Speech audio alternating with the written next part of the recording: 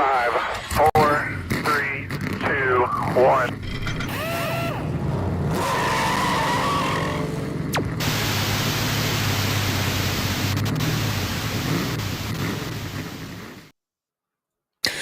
Good morning, good morning, good morning. It is another fantastic, tantalizing Tuesday.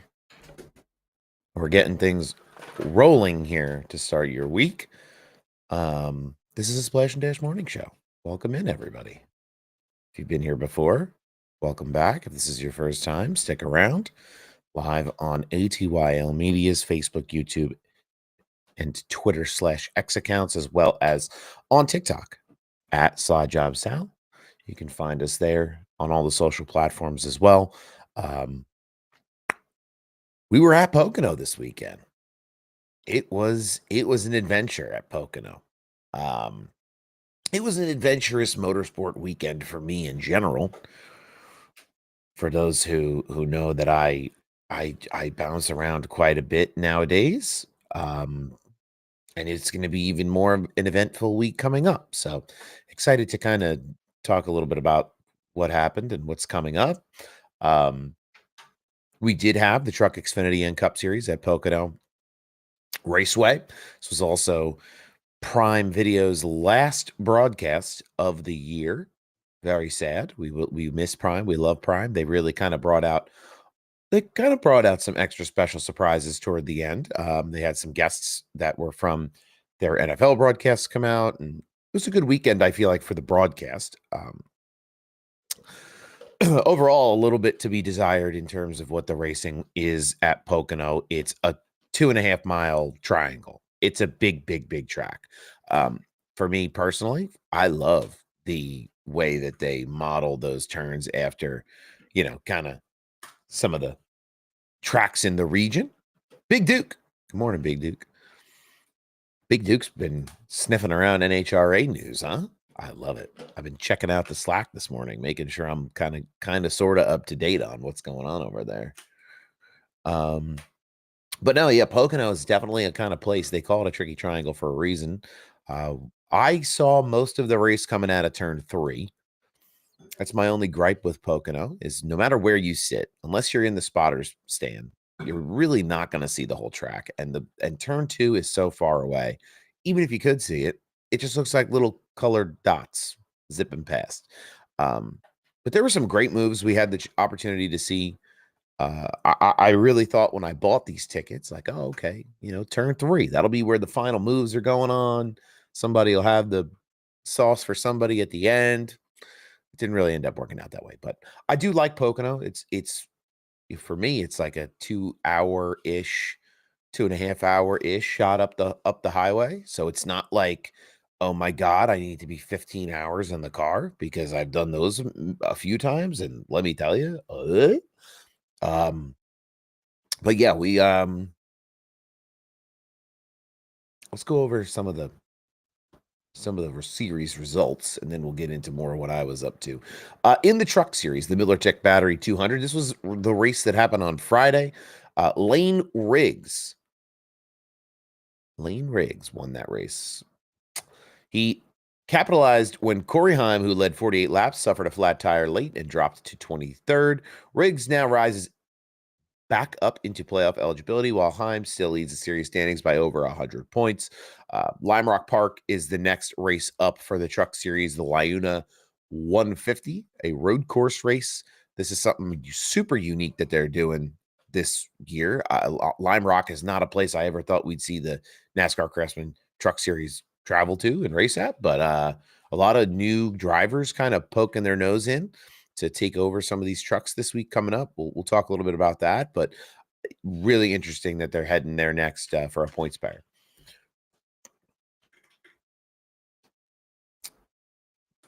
Those protein shakes are very complicated. If you can see, I'm not maybe the best person to talk about it. You know what I mean? The guy wearing the Cheers shirt, maybe not the biggest athletic enthusiast. 140 in Blaney's car is wild. Yeah, I saw that. He got out of the car after the fact. Give him credit, too. He took interviews. I mean, he looked gassed. I mean, like brother got taken care of and he seems like he's okay. But I mean, I was sitting in those stands. It was 100 degrees air temp. It was hot. And then I can only imagine what it's like sitting in essentially like a fire retardant pajamas and then in a hot car all day. I said this to somebody yesterday too. It's just like it's as much heat as they keep out, they can keep in. Like if it gets hot, you're gonna hold that heat. That's why they wear the cool suits and everything else. So I mean, you have to be drenched beyond drenched. I mean, you know how you get sweaty sometimes, and then you get dry because there's no more sweat to sweat. That's what I feel like he must have been like. That's nasty, but it's the type of heat that was out there on Sunday at the very least, from what I could tell. The Xfinity Series, the Explore the Pocono Mountains 250, Connor Zilich was the winner, but Dale Jr. winning his first race as a crew chief after some fun comments from Kyle Busch about how it's just a warm body up on the box, and Letarte was calling in. It was like, who wants to be a millionaire? He passed Jesse Love on a green-white checker finish after surviving 10 cautions. And Sam Mayer won the driving for a difference head-to-head competition after finishing P7, beating Sheldon Creed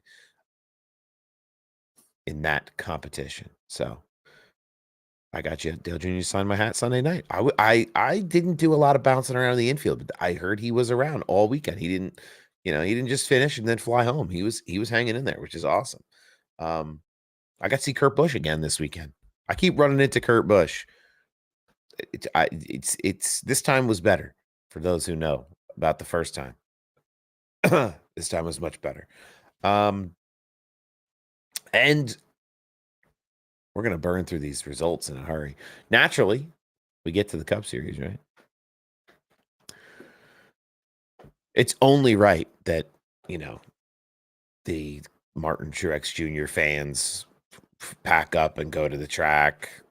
We feel like we're a soldier with no nation, just, out here just enjoying the race, cheering for anyone we remotely enjoy getting to the lead. We were cheering for Bowman. We were cheering for Hocevar. I mean, we were cheering for Denny Hamlin throughout the day. There were some good moments where good things were happening, and we were happy about it. But of course, it would work out this way. Even Ricky Stenhouse. I love that waffle machine he was driving this weekend. What was that, the Eggo Waffles car? Oh, I forgot about that. I forgot he had the Prime broadcast because I wasn't watching the Prime broadcast because I was there. I forget. Chase Briscoe scores his first victory with Joe Gibbs Racing in his third career Cup win with a strong run at the end of that race, leading 72 of 160. Briscoe held off Denny Hamlin using a gutsy fuel mileage strategy, running the final 34 laps on a single tank. I mean, that thing had enough to burn the tires off it at the end, too. So whatever they did to save, I know they got a caution that helped as well, but that thing was running close to the window. Post-race, Briscoe said that he needed this, that there was a lot of pressure coming to JGR, and it proves that he's legit. I think Briscoe's always been legit, right? He won that Xfinity championship a couple of years back, and even when he won at Darlington and SHR equipment, I think we know Chase Briscoe's a good race car driver. It's just been, he's won 4 poles this year. It's just been tough to kind of get the result, string it all together. The car looks like it looked in the past. It's the same team, essentially, just a new driver. So, but I do think Briscoe has the ability to really kind of step it up now. I think you get that win. Okay, maybe you can be a little bit more relaxed. Maybe you can take some different chances, try some different things, and maybe that's good for the team to be able to experiment a little bit, knowing that the pressure is off. I know I heard him say that he felt like he lost 100 pounds. So I would like to lose 100 pounds. I'd feel great if I did that. Anyway, Denny Hamlin earned the pole and finished second after missing the last race for the birth of his son. Hamlin now leads the in-season challenge bracket as the number 1 seed. Hamlin almost runs Briscoe down, right? Told him in victory lane he was going to keep him honest because they were getting close on fuel. I mean, and you could see Blaney. The only real disappointing part of this was that Blaney and Hamlin seemed like they were both cautiously like reeling in Briscoe. Like they were waiting for him to run out of fuel. Whatever information they were getting seemed to indicate that he was going to be out. And even when we were listening on the headsets at the track, you could hear the team say they're short. One team said they were 4 laps short. One team said they were a half a lap short. Half a lap at Pocono is an eternity. So I think they thought maybe that Briscoe was going to run out, and they didn't push as hard as they could have. But even if they were, the aero blocking at Pocono is real. It's really hard to make it work when you're just lined up 1, 2, 3 and separated from the rest of the pack. So Ryan Blaney overcame a speeding penalty and a starter replacement mid-race to finish third. And then your top 10 was Briscoe, Hamlin, Blaney, Chris Buescher, who ran well all day long, Chase Elliott, who I hope people will finally give a break because he's running really well, John Hunter Nemechek. Look at that. John Hunter back up in the mix. Kyle Larson, Ryan Preece, Brad Keselowski, and Ross Chastain. It was a good overall day for RFK. I'll tell you that. Brad came down pit road, closed pit road, which was tough.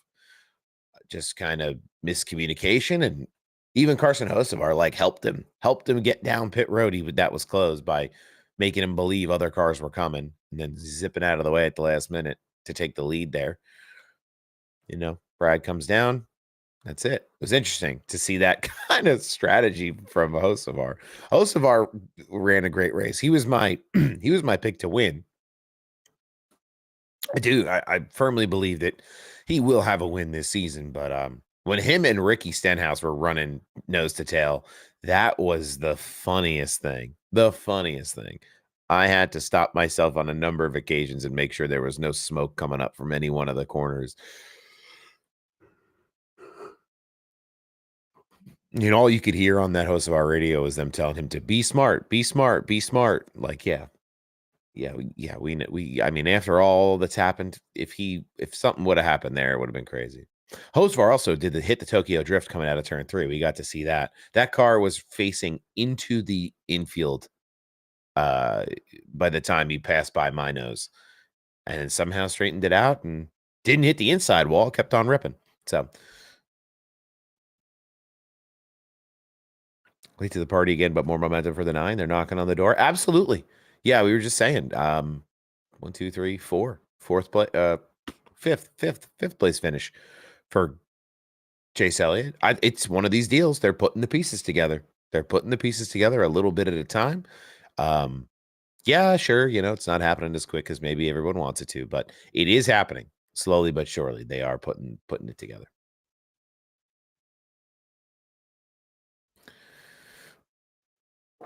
Oh my goodness. But yeah, Pocono. How did we feel? How did we all feel out there about it? Was it as good as the other races we've seen over the last 4 weeks, 5 weeks? I haven't had the chance to go back and watch the broadcast on Prime. I really wanted to see what they did for the final broadcast, especially too. Pocono was delayed 2 hours by weather, so that was fun. It was a busy weekend for me where wasn't a huge fan once I realized the amount Briscoe was saving when the 11 and 12 were all out. Yeah, they figured it out on the fuel strategy, and they actually they stopped. It was a shorter stop, the last stop they made. So I don't know where they found the fuel, or they were able to he was able to just save in the corners, got out to a comfortable enough lead there, maybe early, and just was able to cruise around just enough to give him a little extra. And again, that's my only real gripe with Pocono is just once you get nose to tail, it's tough in these cars to make something exciting happen. But yeah, this weekend for me, and then I'll get into some other news. Saturday night, Wall Stadium Speedway. We were out there doing some announcing, not broadcasting, but announcing at the track. Sportsman, Fast Fours, and factory stock racing was going on. What a night. What a night for Wall Stadium. It was the pack the stands night, so a little bit of a promotional deal, but no modifieds this past week because the Garden State Classic is coming up this Saturday. Ray Evernham will be at the track. There'll be some good things happening there. There'll be a bajillion, million, bajillion modifieds that'll try to enter that race, so that'll be exciting. But yeah, we were out there on Saturday night and there was an incident in the pit. We've had an unbelievable heat wave here. Just it's been 100 degrees 3 or 4 days in a row. People are feeling it.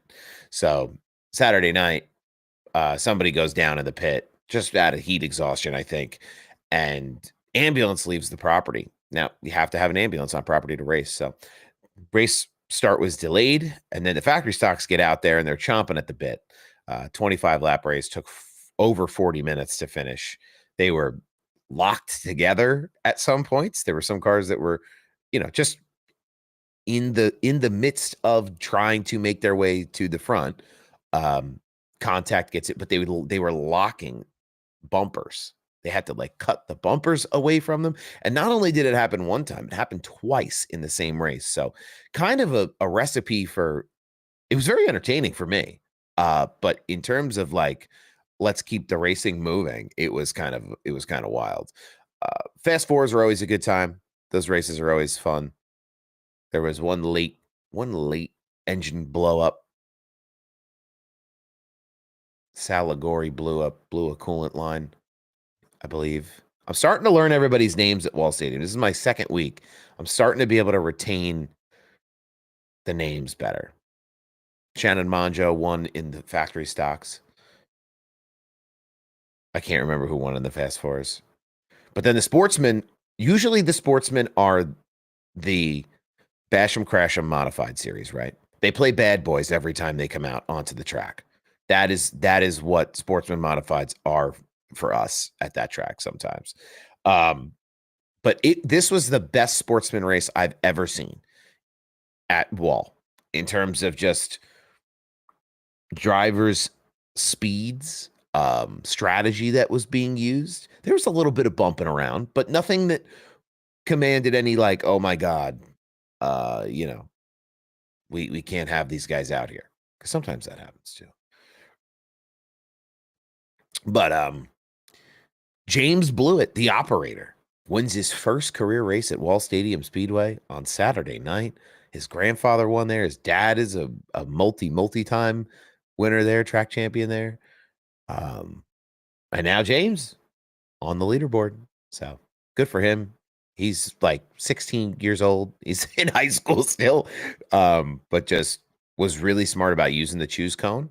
And you watch him and a few others. There were a few others that were kind of following the same strategy.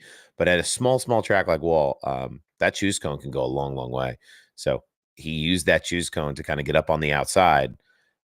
Billy Both gave him a great send off into turns 1 and 2 at the end on the final restart. There were about 8 laps to go, and he was able to pull down. And once you pull down and you can start to get away, it's curtains at Wall. So good for him. Good for everybody this weekend at Wall. It was fun being up in the booth, working with Gary Larson. I got to meet Ryan Flores. He was out there helping his cousin set his car up. So that was a lot of fun. Ryan's good people. They say don't meet your heroes. Good people. So yeah, that was Wall Stadium. That ended all around 11 p.m. Saturday. And then I drove home an hour, went to bed for about 3, got in the car, drove up to Pocono, picked up my buddy, drove to Pocono, and then it rained all morning. That was the worst because there's no fan zone. You got to shelter in place. You can't be under the bleachers. They got those little like house looking things at Pocono. You got to stay hidden under there. And the lightning just kept coming and coming and coming. And it wasn't like, because the rain is one thing. I'll walk around in the rain, but the lightning strikes were nearby, you know, not like, oh, 2.5 months. They were nearby. So we were in the car for a while. Didn't really bring tailgate stuff. Figured we show up, hang out in the fan zone, grab some food, drink a couple nasty beasts, go to the zone trucks, hang out. It's cool. Vibes. This was the first time I've ever been to a race and not come home with a bag full of merchandise, though. I will say that. I had a lot of self-control this weekend. I gotta tell you, the only merch I even thought about but going to buy was Dale Jr. merch. He's got the best merch in the sport. It's the best looking stuff. I have that Bud hat. I bought that at Junior Motorsports, but he's got a black one. But like the sponsors change so frequently for other drivers that I think it's really hard to build like an apparel presence with other drivers. It's tough. I think it, you walk around like some of the more established drivers like Kyle Larson and Chase Elliott have like big haulers but it's just not my vibe. I want something different. I want something kooky and creative. That's why I like all Dale Jr. stuff. Their graphic designers do a wonderful job creating that apparel. The merch is very expensive, especially if you are going to multiple races a year. I mean, you're looking at $60 t-shirts. So I saved it for the food this year. I mean, chicken tenders and French fries were $20. They knew they had people, on a rope. They knew that there was no other food options. Pocono is in the middle of nowhere in the Pennsylvania mountains. It's not like you can go down the street to McDonald's or whatever. There's not a ton around like near the track. So it's kind of tough, but we had a great time. I enjoyed being there.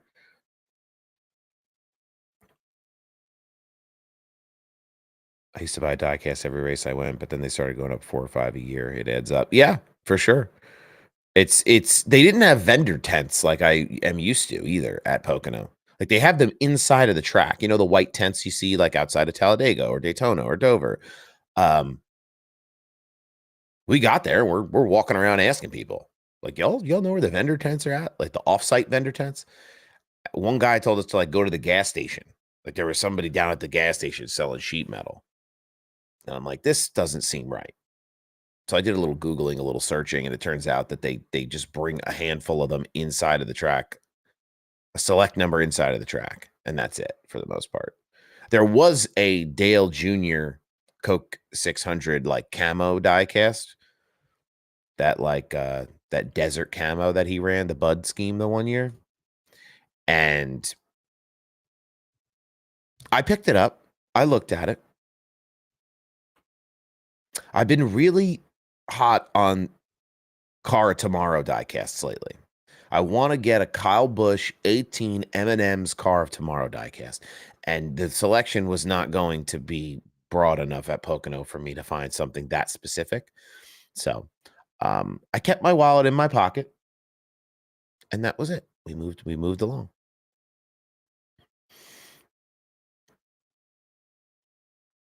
I have too many diecast as it is. Me and Amanda were actually just talking about this last night, that when we move out of the basement here, we're gonna one of the first adult purchases we're going to make. I'm gonna buy that diecast stand from Lionel. Lionel, if you're watching, if you'd like to send me one or send me a sick coupon code that I can shout out on the show or in my content, I will absolutely do something to do that, because it's a 40 car stand. And I know there's people who have them out there. I'm not the first person to talk about this, but there's some good options to house them, because I've got quite a few. Plus, it'll make room for maybe a couple more. Anyway, but that was the weekend for me. It was a tough. It was tough in terms of sleep. Driving home from Pocono last night, or today's Tuesday. Sunday night was tough. It was tough. I got the honor of running down almost the entire Garden State Parkway, which is a real treat if you've ever driven in the Northeast. So, but anyway, this week coming up, I'm going to be away. I will unfortunately the ATYL Roundtable Wednesday night. Usually I'm in there saying something silly and making everybody laugh, but I will be out in Las Vegas, Nevada. I have the SEMA Show Exhibitor Summit coming up. I'll be a part of that, doing some social media for that event. I'll be back Friday night, and then I'll be right back to Wall Stadium Saturday night. So hopefully there'll be some good things going on there. This week will come and go in a real hurry. So that's what Sal's up to post Pocono. But yeah, I want to dive a little bit into some industry updates.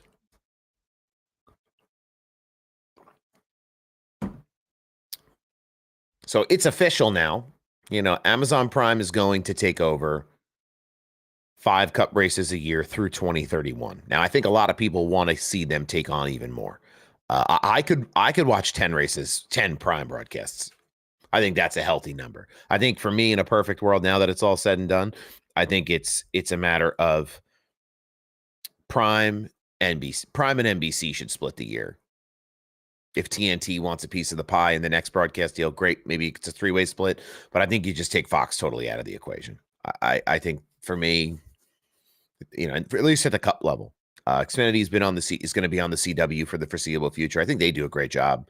I think they've been a breath of fresh air for the Xfinity series in terms of some of just the way that they've approached that broadcast, some of the graphics they've used, just the way they presented all the information to the audience. I really think they've done a great job on the CW as well.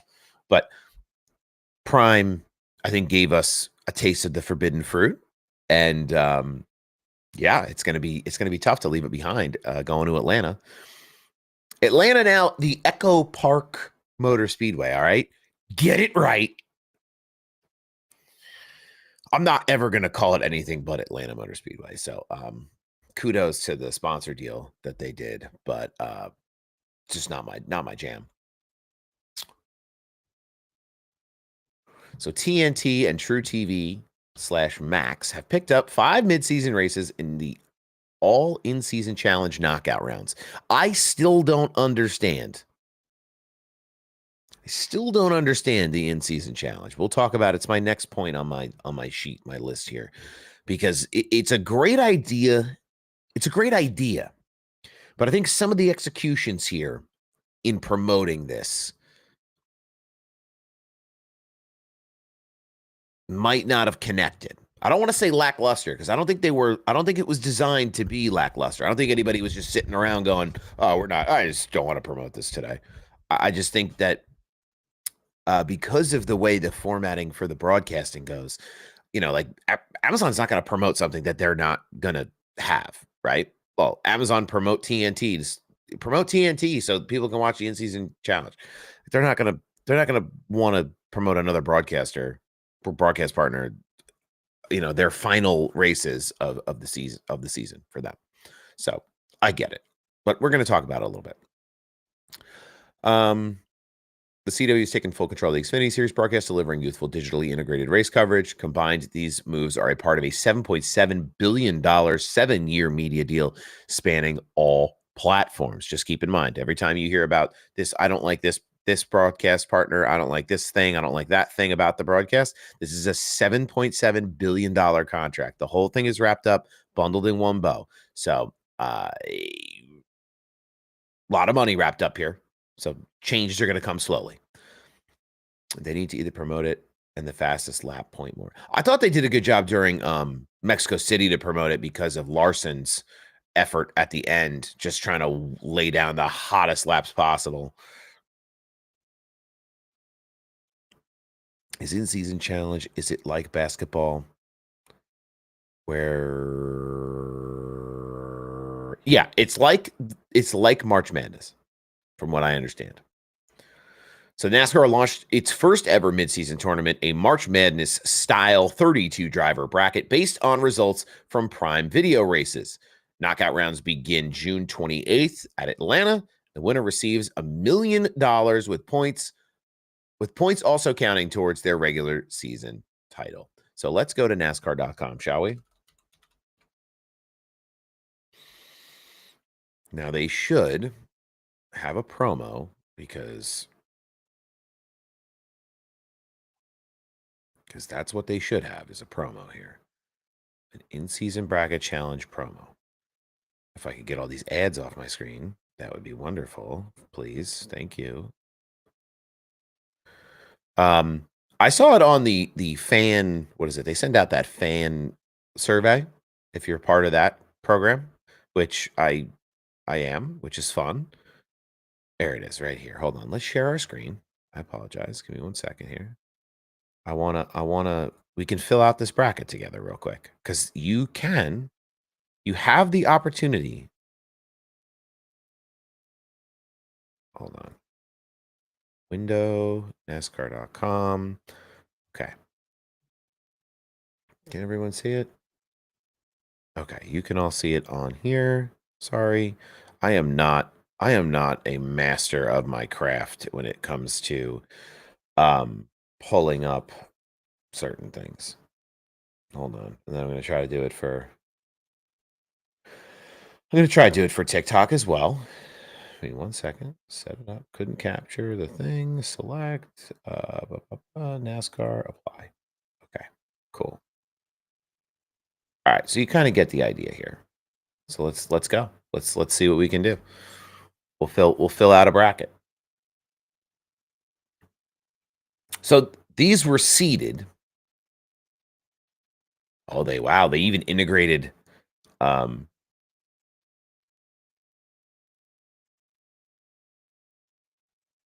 I gotta take a picture of this. Sorry, hold on. TikTok does this thing where it restricts my lives because it contains unoriginal or reproduced content. I don't know what that means. So what if I show something on screen, it thinks that it's unoriginal or reproduced and it won't allow my content up there. Not to mention the studio is just not working right now anyway. Okay, I'm going to read these comments. I see them coming in. Give me 1 second. I want to just see if I can get this bracket to stay up for a minute or two.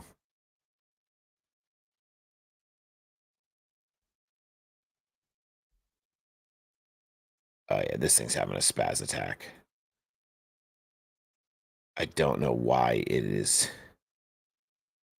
being so difficult. Display capture. Oh, the joys. Let's see. All right.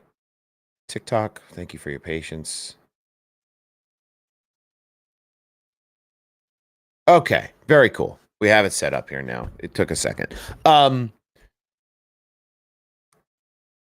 Let me read the comments. So, like they need money to get money from winning anyway. No offense to the drivers, and I like NASCAR since the 90s. NASCAR has changed a lot. Yes, I mean it has changed a lot. They used to do these promotions, right? Mid-season. It used to be the points leader halfway got $1 million. That used to be the old Winston Cup model. So I think they're trying to go back to that in some way, shape, or form. It's just really hard in the modern era with the way that these cars are and the way that the racing is to create a bracket system that is going to really showcase driver talent. So like, I do like all this though. This is really cool. So the first matchup is Denny Hamlin versus Ty Dillon, the way that they've seeded. This is the first seed versus the 32nd seed. Shows starts, shows best finishes, show average finishes, top 10s, the whole nine. I saw Ty Dillon running around, ripping around at the back this week. Had good races this year. Just it's either it's all on or it's all off for him. So Denny Hamlin would be my matchup one selection to start this. Matchup 2 is Kyle Busch and Brad Keselowski. This is seed 16 and 17. This is going to be the matchup, the closest matchup I think, of the entire bracket. If they can both stay on the track and not get caught up, it is going to be something to see. Now, I do believe that there is a perpetual dark cloud chasing Kyle Busch around, and it's really been difficult to watch him struggle this year and last year. It's been really difficult, and he just signed a contract extension at RCR, which is great. We all love that. Hopefully, we see some more performance out of that car and out of that team, because I need Kyle Busch back in the mix. I need him back in the mix. I need it. I hated it for so long. Now I need it. But I'm going to select Brad Keselowski in terms of seating in this bracket. The way RFK's been running, it's the cars have a lot of speed, a lot.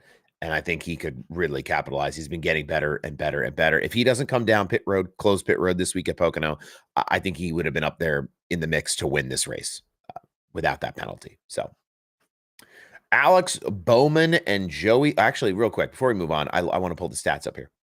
So in terms of finishes, Keselowski has the finishes, but average finish, Kyle Busch, and top 10s, Kyle Busch hasn't beat. So for me, I'm kind of erring on the side of gut feel, because statistically speaking, if you were looking for a driver in the bracket to select, you would probably go with the guy who's got the better stats. And that is why Busch is higher seeded than Keselowski. But I am going to go, my gut tells me Brad's going to be able to do something. And I just feel good about it. That being said, also, these two drivers head-to-head, Brad Keselowski and Denny Hamlin, they have the same average finish in the Chicago street race. Right. So we got to think about that now, too. Road course drivers, what is the implication there? I think Denny Hamlin is a shoe-in for that. But I put him over here. He's over to my right. I don't know if you can also, hold on. TikTok definitely can't see it because it's only going to show so much of this window.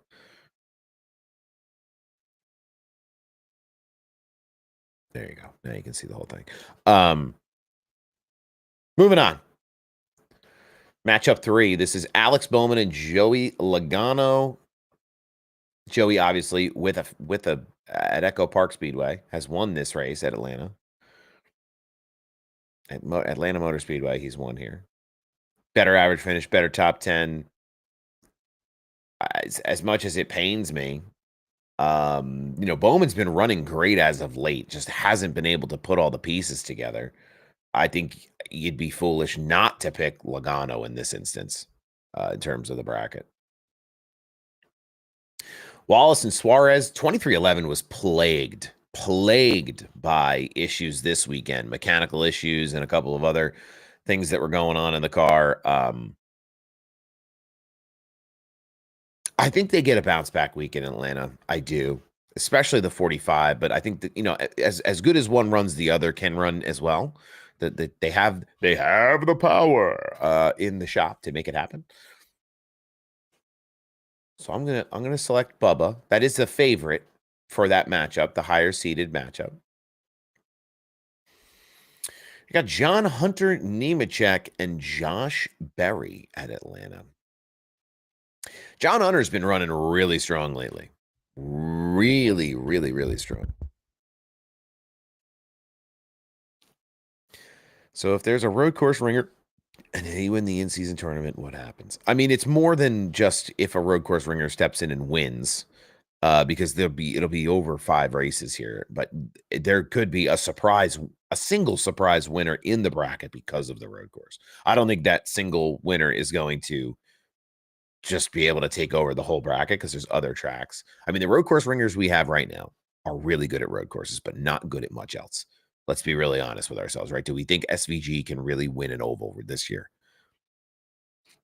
There's no doubting there's been massive improvements, but I don't know if there's a winner locked in there somewhere. When I think of road course ringers who can do it both ways, I think of Tyler Reddick and I think of Chris Buescher. which I don't know. They've been outshined by the SVGs of the world lately. So, John Hunter and Josh Berry, though. I'm gonna go with John Hunter. I think I think my gut tells me John Hunter's been running well here. Legacy has really stepped it up this year. It's been a massive improvement. But Josh Berry is a winner in this series now at Las Vegas. You know, they have more to race for. In terms of the sports book, Nemechek is not favored. So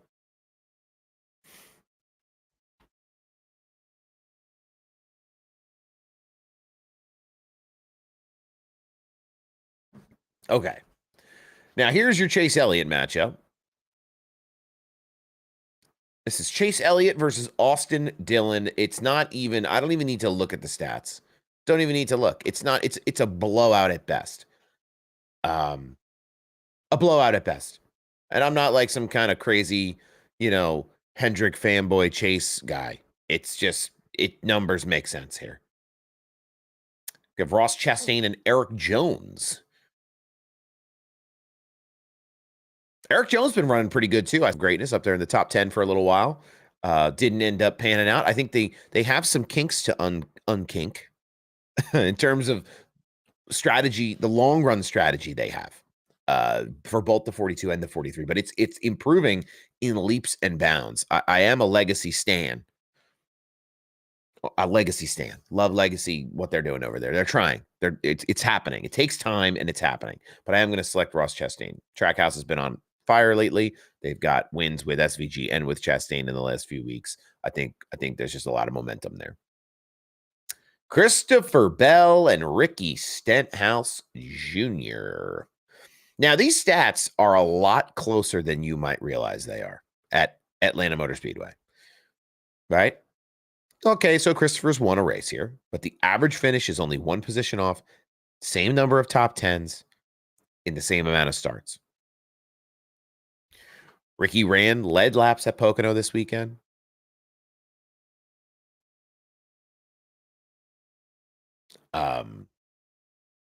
Seabell makes sense here. This will be a fun matchup, though. Seabell and Ross Chastain. That'll be an interesting one. Now we got Briscoe and Gregson. Briscoe going to be coming off this win from Pocono. Let's see what the stats say. Shows Briscoe as the better driver here statistically. Better average finish. Best finish. Couple of positions goes to Gregson. But these are two guys who don't like to finish at the front here in Atlanta. 31st average finish and a 24 average finish for Briscoe. Kind of picking the lesser of two evils here. I want to pick Noah because Noah is just the man, because Noah's that guy. But it's hard to pick against the guy who just won a race. Chat, what do we think? I'm using my phone a friend from the chat. Help me with matchup 9 there. We're going to move on and come back. Ryan Priest and William Byron. I'm going to pick Byron. I know what is this? Sorry. I know Priest has had some really good runs the last couple of weeks. I'm really amped for him and for that whole team as they've kind of got on their horse and started to ride a little bit over there at RFK. So that's been great to see. But Byron is just so steady Eddie. It's tough. It's tough to beat him in that 24 car. Ryan Blaney and Carson Hocevar. Now, all the stats would show you that Hocevar is not the selection here. The smart pick at Atlanta would be Blaney. Both finishing second. Average finishes are kind of close enough. Top 10s in the number of starts, kind of reflective of each other. 6 top 10s and 7 starts. Hocevar's got 1 top 10 and 3. So, I think this one's a little closer than people want to admit. I think Carson's definitely a little hungrier. I think he's a little more aggressive to get that win, knowing that he needs to make it happen. I do think he's going to be more controlled. as this week comes in, knowing that the criticism of him in the Cup Series really started last time out at Atlanta when he was bumping around with Kyle Busch and a couple other guys. So I'm going to err on the side of caution, and I'm going to select Ryan Blaney. Kyle Larson and Tyler Reddick. Larson is, unless he beats himself, nobody's going to beat him. Truly. You got to think about this from a road course perspective also. You know, I got to take these guys into the next round with me, right? All these selections have to be able to run Chicago after.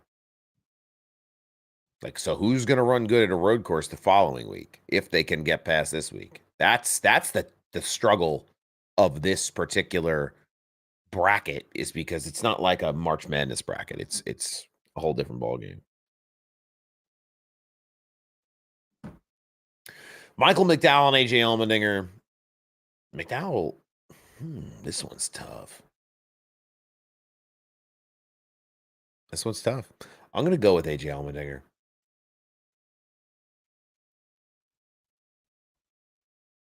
Am I? No, I'm going to go Michael McDowell. I'm going to regret that I just changed that, but I'm going to go with McDowell. Gibbs and Haley. I like what I see from Gibbs recently. We're going to go with him. Smith and Cindric. We're going to go with Smith over Cindric. Something about Cindric after Coda changed. Some things have changed for him. I don't know. I don't like it. And we're going to pick Busher over Gilliland. And then Briscoe and Gregson. I am going to go Briscoe. I feel like I have to. On to round 2. Hamlin and Keselowski.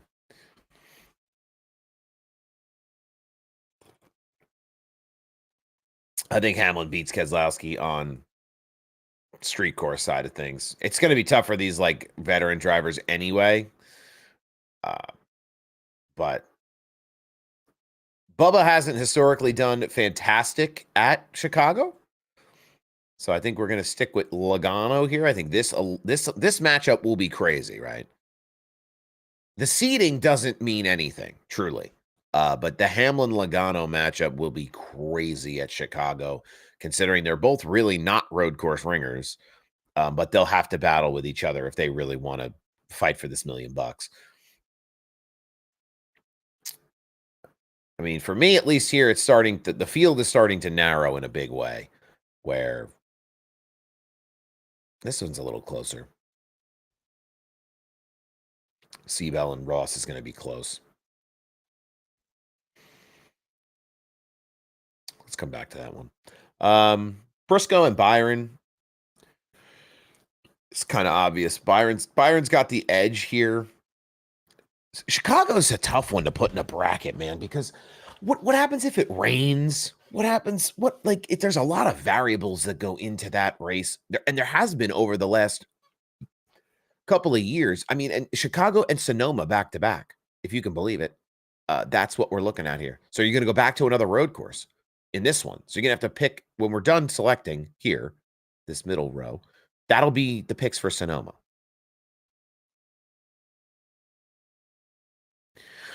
Which means you have to think about road courses again. I'm going to go with Chris. Oh, no. Hold on. Sorry. Oh. Golly gosh darn it. Okay. Can I go over here? Can you bring me back? Thank you.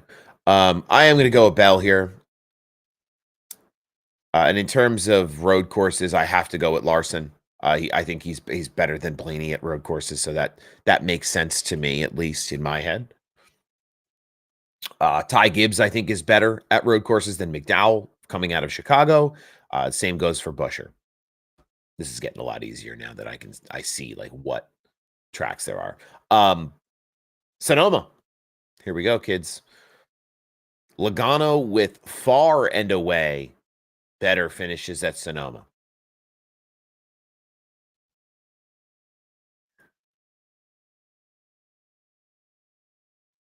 This one's going to be tough. I'm going to take Logano over Hamlin. And it's Sonoma. I'm going to take Bell. I'm going to take Bell over Elliott.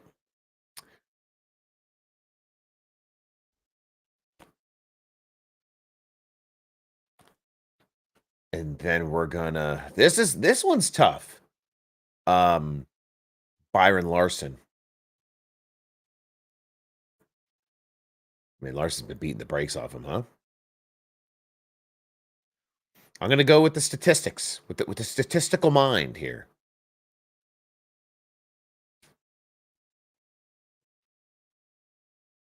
We're gonna go Chris Buescher. Better finishes overall on average. Guy gets it done better.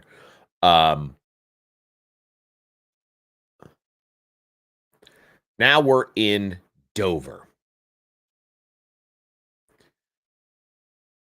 It's not even close. Guy's been racing it. I've been watching Joey Logano race at Dover since I was 10 years old. Guy knows how to race there. We get Kyle Larson and Joey Logano is our final bracket here for Indy.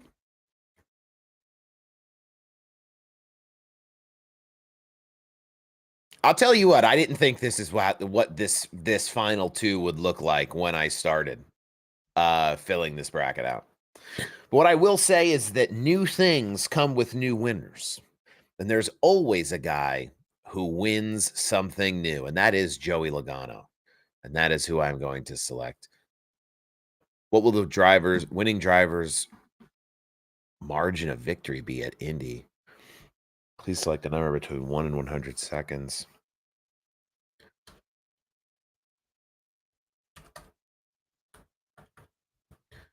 Submit bracket.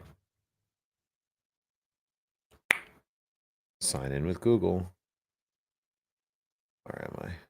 slidejobsal@gmail.com. Yeah, I was born in 1922, bro.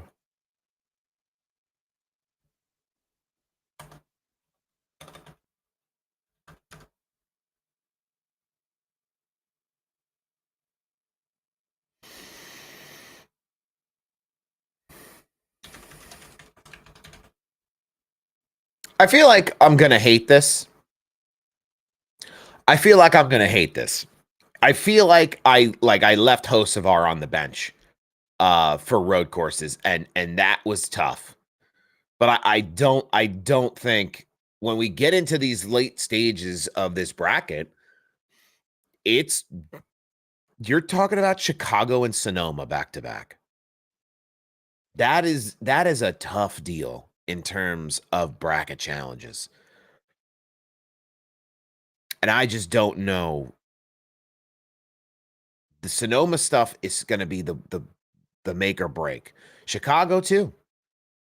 It almost negates, like, you have to just survive those 2 rounds of the bracket to then come out the other side. And I'm really concerned too about how much attention drivers are putting on the bracket.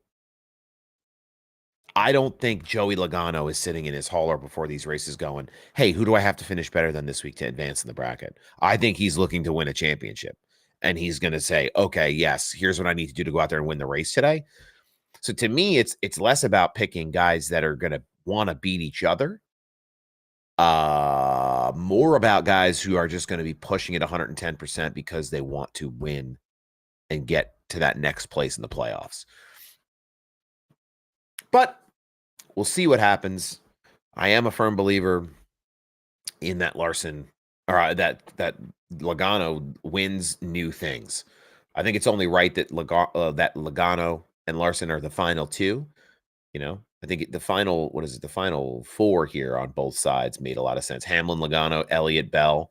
Those make a lot of sense to me. Byron, Larson, Gibbs, and Buescher.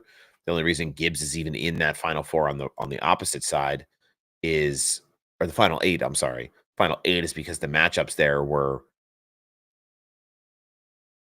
softer. And then Larson, Buescher. Yeah. Larson, Buescher, Logano, Bell. To get Joey and Larson out of that is makes the most sense to me. I think there's some surprises, though. I think Ross Chastain could come in and break up a few brackets. I think I didn't pick him, but I do think that Carson Hocevar could come in and break up a few brackets. It's going to be tough to beat Blaney, though. When Blaney's at his best, he's on. He's really on it. And then ultimately, guys can wreck, guys can have bad days, and we could see it all fall away. Chief, what's going on, man? Good morning. How are you? Glad you're back. But this is the bracket for Sly Job Sal's in-season challenge. I'll take it. I'll take Joseph. All right, cool. Let me bring back the camera up. All right, cool. So, in-season bracket. That is how it kind of works. We said we were going to talk about it. We filled one out. We'll see how it goes. Starts next week at Atlanta Motor Speedway. Moving into some other news, San Diego Street Course. We're getting close to a deal there for the 2026 Cup schedule, likely replacing Chicago. That is what is going to most likely be the case. It doesn't seem like they're going to go back to the Chicago Street Course once its contract has run out at the end of this year. But I think what happened in Chicago was great. I think it was what they needed. It went to new markets. They brought the sport out to new people. I hope that I've said it before. I'll say it again. I hope that they convert this momentum from the street course into a date at Chicagoland. I mean, if I'm a new NASCAR fan from Chicago, I've seen 3 years of a street course. Meanwhile, all along, you're hearing about this legacy of oval racing. Well, we have it. If I'm sitting there and I'm a fan, I'm going, well, there's an oval up the road here an hour away. Let's see a race happen there. I think that'd be a great opportunity for NASCAR to really go back to a track that has a lot of history in the sport, but also give fans that opportunity now to be able to appreciate both sides of the coin where, okay, here's a street course, here's an oval race, and not just an oval race, but one that I think would suit the car really well, an intermediate, the way that track is set up.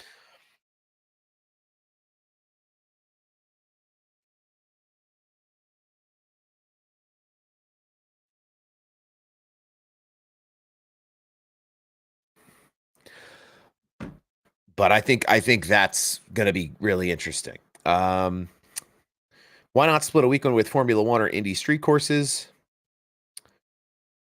So I know they tried to go to Long Beach and they inquired about participating in that weekend, but I think that didn't materialize the way that they wanted to. I don't know. I don't know why they wouldn't try to piggyback on other series. I would think too that series like IndyCar and Formula One may not be the most flexible in terms of working with what they consider to be a competitor to their series in the space. They're not going to put them on a pedestal, and not everybody's not going to come together and hold hands and sing kumbaya. They're going to want to sell sponsorships for multiple weekends in multiple places versus everyone being at one place all at one time. So I try to think about it from that perspective, but Chicagoland there's no tear down of Chicagoland. That's Fontana. So Fontana's gone. But Chicagoland, host of our flew over it in his plane, or as part of it, not in his plane, but in a plane with some folks when they were back home visiting Michigan after the most recent race. And the facility looked okay. People have talked about it on Sirius XM, and they've talked about it online, and it seems like that track could be cleaned up in a pretty quick to be able to host a race. So I have a hope that is what will happen. But San Diego street course would be unreal. I would go to that race. Have some friends in Southern California through work, and people that I would love to fly out there and meet up with and go down to that race and give them their first NASCAR experience. Be a part of that in San Diego. San Diego also too, if you've never been, if I die and go to heaven someday and the at the pearly gates it says welcome to San Diego, that'd be just fine with me. It is one of the most beautiful cities in America, despite whatever maybe your preconceived notion of Southern California may be. San Diego is this diamond just at the bottom of the state where the weather is unbelievable. It's always beautiful. Large portion of it is Coronado Island, the naval base. There's a million different things going on. They have some of the most well-kept sports venues in the country. The views are unbelievable. You know, summer is all the time there. Plus the tacos. You will never eat more authentic Mexican food outside of Mexico, I'm sure, than in San Diego, at least where I've been out there. So I love that. Picture part of the racing service going over the Coronado Bridge would be unbelievable. It would be really cool. I know they do that in Indy for, I think it's Nashville. They race over the bridge. That would be really, really cool to see them integrate aspects of the city into the race. And I think people in Southern California would be, when you think NASCAR, you think the Southeast. But I think people out west are really attracted to the sport. I think F1 has gotten so big out there, but F1's not coming to their backyard in Southern California. Not everybody can afford to go to Las Vegas to see an F1 race from that part of the country. Only a select few are able to get the accommodations. The hotel rooms aren't cheap in Vegas anymore. You know, the average person can't do it unless you're affiliated with a brand or you're an influencer, or you're part of the production. Odds are you're gonna watch it at home. It's just convenient because the TV time is better.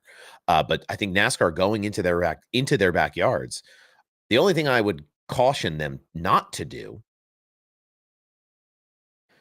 please don't bring in the gimmicky celebrities again.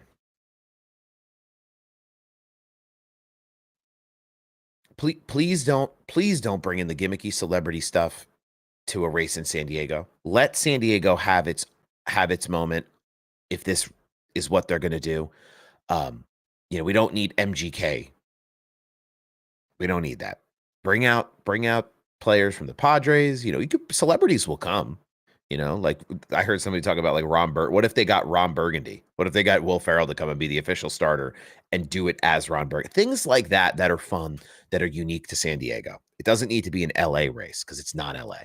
So I hope that is part of the plan as this conversation continues, if this deal gets signed. But I look forward to it. And also, in addition to San Diego, they've talked a ton about a Philadelphia street race. Now, I could sit here and give you 100 reasons why it won't work, but I could also sit here and give you 100 reasons why it would be incredible. There is so much space down by the Naval Yard to put something down there in South Philly. I know they're going to want to shut down the city streets and go down center. They're going to want to go down Broad. They're going to want to go past iconic locations in Philadelphia. They're going to want to go up by the Art Museum, by the Rocky Steps, and do the whole thing. But there's lots of opportunity there, even in terms of like by the sports complex. So for those who don't know, Philadelphia, they put all their sports stadiums in one area, and they can shut it down and open it up, and there's no like open traffic. It's only open when the public is allowed in for games, which, considering there's 4 arenas there, it's open. But they could do racing in there or through there. That would cause less congestion in Philadelphia. But yeah, really excited to see if that deal comes together too for Philly. It would be interesting. It'd be interesting to introduce NASCAR to that audience, especially for those of us in South Jersey who they promised us a NASCAR track in South Jersey 20 years ago, and it never happened. We got NJMP, which is great. The NASCAR runs. K&N used to run there. ARCA doesn't run there now, but we don't really get much action down this way. So Dover's our next best bet, and so is Pocono. Mexico City race is expected for 2026, by the way. I don't know if we didn't see that coming, but for me personally, I thought Mexico City was okay. The racing was pretty good. In the Xfinity Series, I think was the one to watch because of the success of Daniel Suarez and going from worst to first and winning that race. Cup Series a little different. These guys are really gonna have to step up their game if they want to be competitive at these road courses. So it's Shane Van Gisbergen's winning by 16 seconds. To me, how many years in a row can you watch that until it gets stale? I think that's a question people have to ask. So we'll see how long that lasts. Bowman Gray is on the hot seat too. They're looking to sign like a 4 or 5 year Clash extension to host that race at Bowman Gray Stadium. I heard some interesting nuggets about that place recently when I was sitting in the booth at Wall. it's kind of the Wild West down there in terms of some of the local series. But I know that they fight and they crash and they do the whole thing. But even some of the other things are interesting as well. But yeah, it looks like they're going to look to go back there for a couple more years, and I would imagine this makes sense if they can get that San Diego date, because now they don't have to put a clash race or an exhibition out west. They can have their out west race and they can have their clash at home. And Rockingham Speedway returned to the schedule in spring of 2025. How will that transition into 2026? Nobody really knows. The track is currently for sale. Comes with that contract. If you have a couple of bucks to break up, you could buy Rockingham Speedway and host the Xfinity and Truck Series for the next couple of years. So that's something interesting, that track is up for sale and that they're still planning on running races there, which is unique. It's one of these tracks for sale where it's not like, oh my God, we're going to knock it down and put a warehouse on it. Thank God. So we'll see what happens there. The Cup Series not confirmed to go back there at all yet, but certainly one that's on the radar. Only problem with that kind of place is you got like 9 tracks around Charlotte, and it's difficult to have so many races so close to one place. I think if Rockingham comes back, you're going to see other tracks lose dates, obviously. And the more we talk about like Chicagoland comes back and San Diego gets a date, we're talking about the progressive cut down of two races at a track a year. So I think Bristol's going to lose a date eventually. Some of the short tracks are going to lose dates with the way the car is now. Not going to be very popular if they make that decision, but I do think that's something that they're going to consider.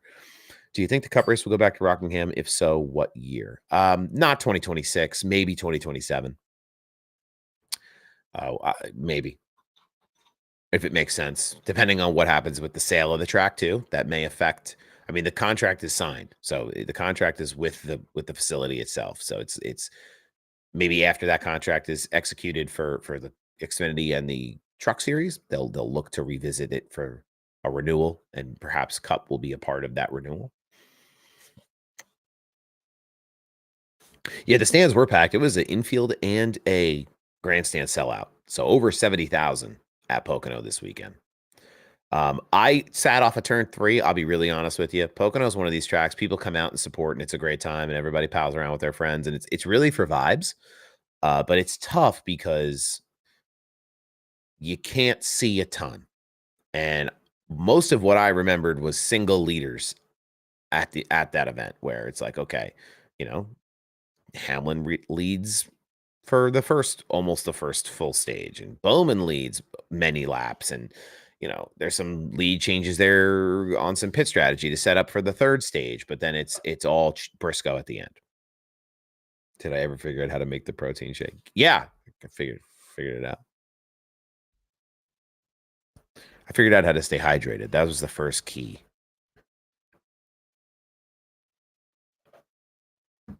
And after the first lap at the restart, it's the same. It's a dud the same way in New Hampshire. It's tough. It is tough. It's tough. I mean, it's not so different from what we're used to seeing. Just a fuel mileage race at Pocono, just with one less turn. Updates to the NASCAR charter lawsuit. Now, I asked the internet here to give me a list of talking points, so I'm going to read through it because I don't have the best understanding of this whole thing.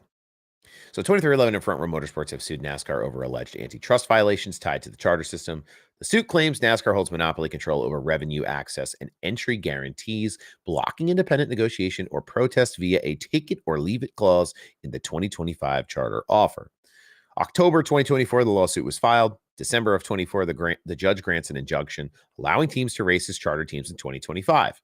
June 2025, the appeals court vacates that injunction, putting their charter status in jeopardy again. June 20th, 2025, teams request a full court hearing to reinstate the injunction, the original injunction. June 23rd, 2025, a federal judge urges both sides to settle, warning of high costs and uncertain outcomes. So to me, that's the one that makes me my skin crawl is if a federal judge tells you, hey guys, you might want to figure this out outside of court. Now, this is a guy who has, this federal judge is looking over all the information. He can see what's in front of him. He's a federal judge, for God's sake. And he's telling you, hey, pump the brakes here. Let's figure this out on your own, because you don't want to drag yourselves through the mud of this. I'd listen. But we don't know yet. There's still time to see what happens. There is a trial date set for December 1st. What's at stake right now? If 23XI and Front Row lose their charter protections, they risk losing guaranteed starting spots, some of their broadcast revenue, and sponsor security, as well as drivers. These drivers are signed to drive for chartered teams, not open teams. So that would change things pretty drastically.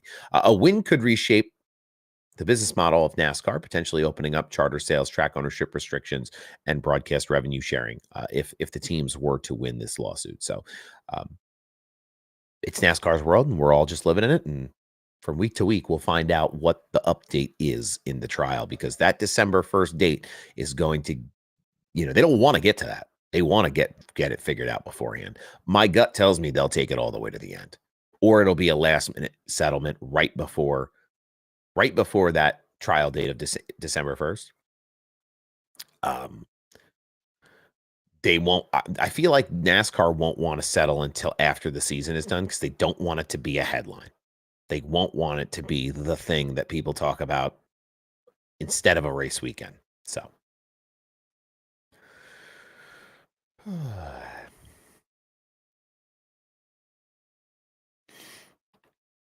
what is coming up next?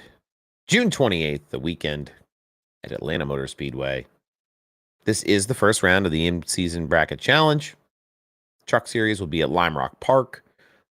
Different kind of place. I don't know if anybody's ever driven on Lime Rock and iRacing. It is, I don't know. It's a different kind of road course. There's a huge braking zone going into turn one that the average person would just blow through and get right into the tires. So these guys are getting spicy. There's some interesting driver updates. I know Rodney Sandstorm, everybody's favorite, Rodney.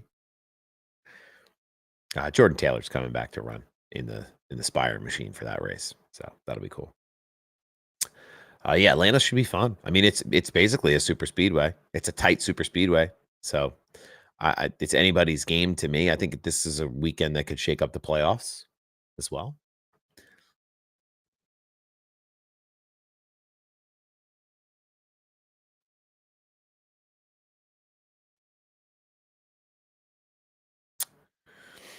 I did look at some social sips. I like to steal ideas from Arvik's Happy Hour. People online, what did they think? I like to look at Twitter, because Twitter, there's some interesting people on Twitter. Let me tell you. There's this guy on Twitter. His name is Mark Wanamaker. He tweets about NASCAR. And he seems to think that NASCAR, every nook and cranny of NASCAR is this secretive, deep state cabal with an agenda to do a certain thing or say a certain thing. From the tippity top of the leaders of the sport, to the media members, to even people like me who sit in front of a camera with their fat head once a week and spout about what they think about the sport. This gentleman, if you have the opportunity, please check out his Twitter account. Put something in your ears, though, to make sure your brain doesn't drool and just run out of your body, because some of the things you'll see will shock you. I did see that job. The North Carolina Motorsports Association is looking for that executive director. That is a very high level position in the association world. As someone who works in the trade association space, that's about 10 rungs up the ladder from where I am. So that's a great opportunity, though. I wonder what has spurred this hire. I know NCMA is involved in a few events around the area. I know they just put on that big trade show in Charlotte at the convention center at the Hall of Fame. These trade show people, they often leave to go to other trade shows and try different things and go different places. I wonder maybe what the situation is here, but it's a great opportunity for somebody who has that level of experience to step in there and really do something special. It seems like they are prepared to expand because I had never really heard much about the North Carolina Motorsports Association, but it seems like recently with some of the emergence of some events, bigger events, at least I'm taking note of. Maybe they're doing other things that I wasn't aware of previously, but they've certainly become a bigger feature on my timeline in terms of LinkedIn or wherever else that I see motorsports, professional motorsports things happening.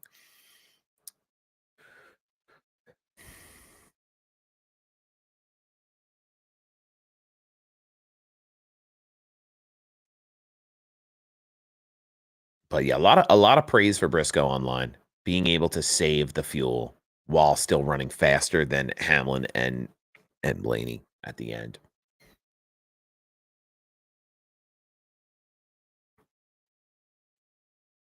There was definitely not that head-to-head feeling that we're used to, but I don't think Pocono's that kind of track. I don't think you're gonna get that head-to-head like, "Oh my god, door to door across the start finish line."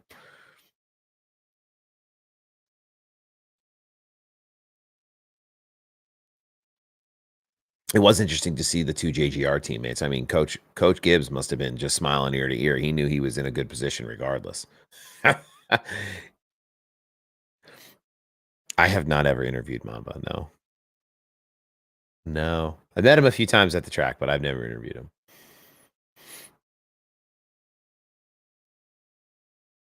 Looks like, though, people online had a real strategic respect for the way that the 19 team put that together at the end, which, I can appreciate. But at the same time, you had the other side of the coin where folks were a little disappointed that it wasn't a closer margin of victory in terms of Hamlin and Blaney being able to run up from behind. Um, but there were a lot of good mid-pack battles that I think Prime really highlighted. I think that's gonna be something that moves forward with TNT and other broadcast partners. They're gonna look to check out those mid-pack battles even like, maybe they didn't think people thought they were exciting, but I think it's way bigger than folks realize, so that'll be fun to see if that continues on the rest of the year, especially that the bracket's gonna happen. I think that's gonna put more focus on other battles throughout the field versus just at the front. If you have 2 drivers in a bracket, even if they're running for last, if they one finishes ahead of the other, it's something to be paying attention to.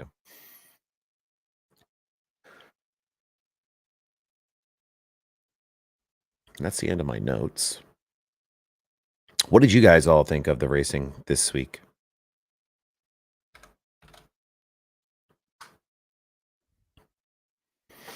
What was the vibe?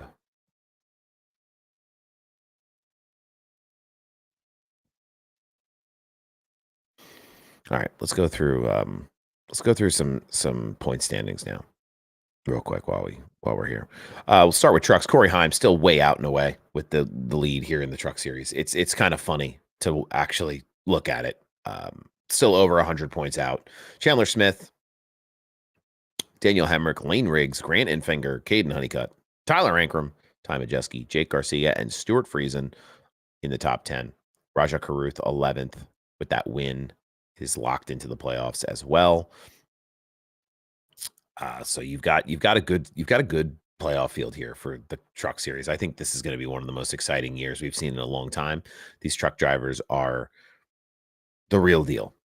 Riggs is going to give it to Heim every chance he can.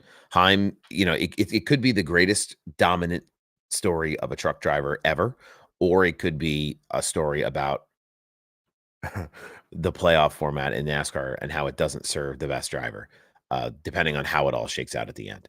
Because the reality is, Corey Heim could be ahead of by however many points with whatever number of wins he wants. But at the end of the day, when it comes to championship time, it's it's gonna be a deal where they're gonna go head to head, and it's all gonna get thrown out the window in that moment. So we'll see. Not sure how someone running flat out can't catch someone in fuel save mode. They said that Briscoe was running flat out and saving fuel. I don't know how they figured for that. I think the way it worked was that late caution that come out, they were able to save a little bit extra, and they had a little more than maybe they thought they had. And that gave them the ability to run a little harder and get away from the 11 and the 12.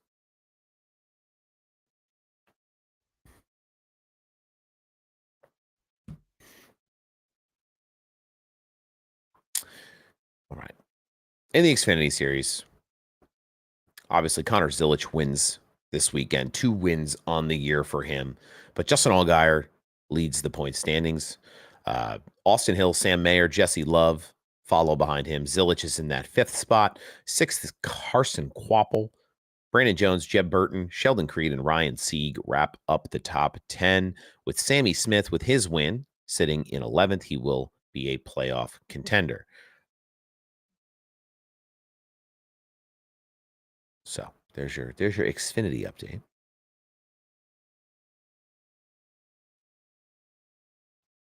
I think the big thing was that people didn't know how much fuel he had because there's no way to tell in car, right? The teams don't have the data to see how many gallons or how many laps they have on fuel.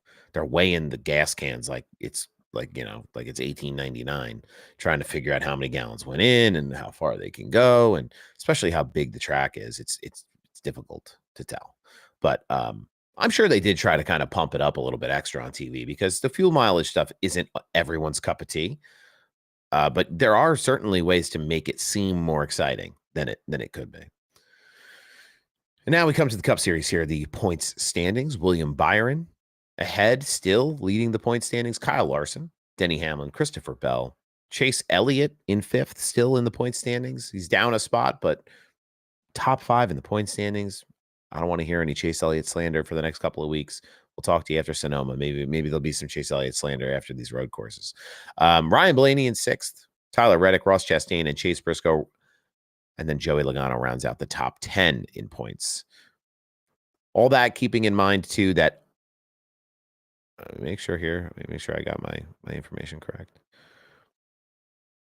Some of these drivers have wins that are outside of the top 10 or 12. Bubba Wallace on that bubble again now, back in 12th. But Austin Cindric and Josh Berry, both under that with wins. Shane Van Gisbergen with a win as well. A lot of questions about should drivers outside of a certain number of positions in the points be able to make the playoffs. Don't hate the player, hate the game. That's the way this works. SVG is just utilizing the system that he is in. Same went for Logano last year. Same went for Harrison Burton. It's just one of those deals. Now, the power rankings, this is something that I've been really interested in. Pat Ticola does this every week, I believe, for NASCAR.com, ranking drivers and moving them up and down this scale here. Less so based on points specifically, but overall performance. Kyle Larson is at the top of the power rankings, followed by William Byron. Denny Hamlin, 3rd. Denny missing Mexico City hasn't really changed much for him. He's not really a road course guy anyway. So just the fact that car finished the race and was entered in the race and got where it needed to go, I guess was enough for him. Just to make sure that the team stayed in the championship side and the manufacturer side getting some points. But yeah, he's 3rd, Denny Hamlin, in the power rankings. 4th is Chase Elliott. Christopher Bell is 5th. Ryan Blaney is 6th. Tyler Reddick, Chase Briscoe, Chris Buescher, and Ross Chastain wrapping up the top 10. Yeah, they put SVG as 20th here, which is interesting. Did they bump up John Hunter? No. So they didn't bump John Hunter into the power rankings, but they have Eric Jones here. See, now that one doesn't make much sense to me, unless these aren't updated like post Pocono.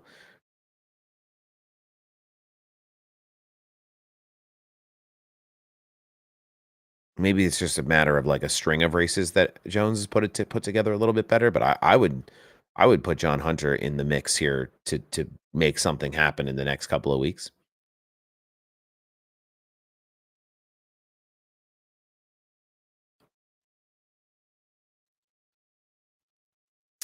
And let's go. I said we were going to look at the entry list for Lime Rock because there's some interesting folks popping in here. So we've got Brent Cruz, Tony Breidinger, Norm Benning, Jordan Taylor will run the 7 Spire truck. We know what Jordan is capable of. Runs IMSA, runs all kinds of things. This could be a bang up weekend for him in that 7 Spire machine. Thomas and Annunziata will be up in the set 07. Usual suspects in Grant Infinger, Corey Heim, Jake Garcia, Tanner Gray, Giovanni Ruggiero, Tyler Ankrum, Daniel Hemrick. I don't know who this is. Josh Balicki will run the 44 truck. Timmy Hill will be in the 56. Spencer Boyd's going to run the 76 truck this week. And that's pretty much it. In terms of special drivers, it's just Jordan Taylor. There's a few missing spots here. The 02 and the 2 have not announced drivers, and the 22 entry is here as well. They do not have an official driver announced for NASCAR.com for Ream Brothers Racing. Cam Waters is going to run in the 66 as well. I apologize. So that'll be interesting. Cam is one of these guys from Down Under. He's part of that supercar crew. MHR, I heard that. I saw online somewhere that they were doing something.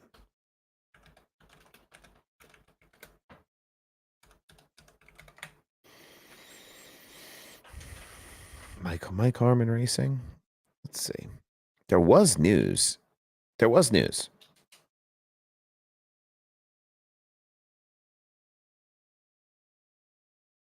go to their website. See what's going on.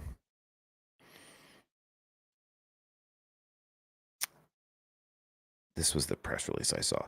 Mike Harmon Racing is proud to announce its official return to the NASCAR Craftsman Truck Series, making an exciting new chapter in the team's history. After years of competing in the Xfinity Series, MHR is expanding its operations and reigniting its presence in NASCAR Craftsman Truck Series. MHR will continue to race in the Xfinity Series and is excited to once again have a presence in both.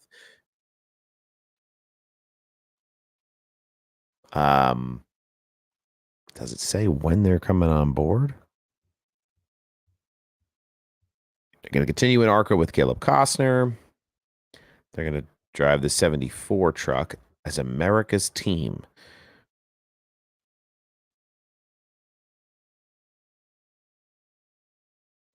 Partnership opportunities, sponsorship, such and such and so and so. Okay, so let's go back to NASCAR.com. The 74 truck for Mike Harmon Racing. I don't see them on here for Lime Rock.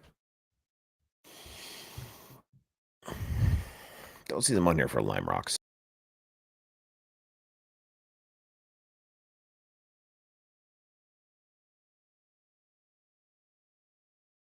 In here as they get things put together. Oh, man.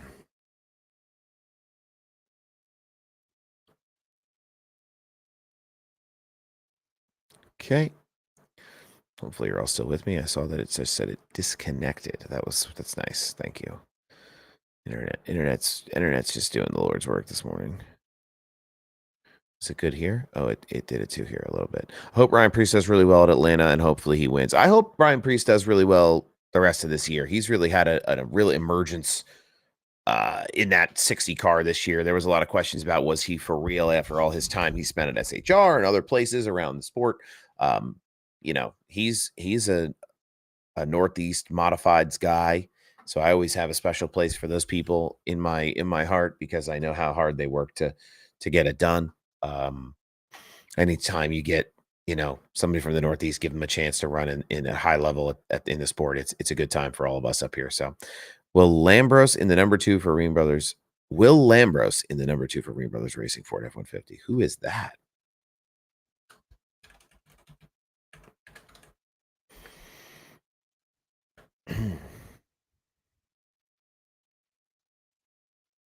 Will Lambros set to make NASCAR a Craftsman truck debut at Lime Rock Park. Motorsports pedigree is certainly that of sports car standout. Through the recent years, the Northport, New York native has turned some heads in the world of Northeast short track racing in a modified. This weekend, the 22-year-old is ready to climb the new mountain of racing sports. Lambros looks to make his NASCAR Craftsman Truck Series debut at the Liuna 150 at Lime Rock Park on Sunday. Lambros recently finalized a deal to compete for RBR in the Skip Barber Racing F-150. There you go. Didn't know who that was. Learn something every day. I am curious. I forget where. Let's see. It's not scheduled. Results in the truck series at Pocono. Luke Baldwin finished 12th. Okay. He was the one I wanted to keep an eye on. Had a lot of good races, a lot of good opportunities, I should say, Luke Baldwin, to do things this year. And it seems like Martinsville, he felt like, I think, was his best chance. But a 12th place finish at Pocono is nothing to shake a stick at, I'll tell you what. It's coming in leaps and bounds for him. He outperformed quite a few others. I didn't realize Patrick Emmerling was in this too. Patrick Emmerling was running in the trucks. I think he also ran in the Xfinity too. Bonsignor ran in the Xfinity series this week, which, if you don't know, those are all guys from the Northeast. Bonsignor, I don't think didn't last long. He exploded like lap 2. Yeah, he was the first car out. Chris Wright was out. Sheldon Creed got knocked out. Okay. Sorry, yeah, Patrick Emmerling ran double duty this weekend.